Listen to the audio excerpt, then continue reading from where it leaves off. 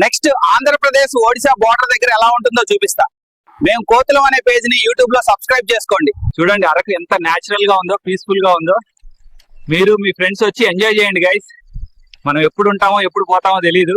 చూడండి గైస్, ఈ చెట్లు, ఈ వాతావరణం ఎలా ఉందో మైండ్ పోతుంది నిజం. ఈ అరకును చూస్తుంటే నాకు ఈ లైఫ్ కి ఈ మూమెంట్స్, మెమరీస్ చాలు. చూడండి పడవలో ఇలా వెళ్తుంటే ఈ నేచర్ లో అసలు మనిషికి ప్రాబ్లమ్స్ ఉండవు. ప్రశాంతమైన లైఫ్ ఇక్కడే ఉంది. చూడండి, నేను చెప్పిన రియల్ హ్యాపీనెస్ వాళ్ళలో కనిపిస్తుంది. వాళ్ళకున్న కష్టాలు, బాధలు అన్ని మర్చిపోయి ఎలా ఎంజాయ్ చేస్తున్నారు చూసారా? ఇదే కదా లైఫ్ అంటే. ఈ లొకేషన్ చూస్తున్నారుగా, ఇది బొర్రా కేవ్స్. ఇది చాలా ప్రాచీనమైన కేవ్. లోపల చాలా బాగుంది.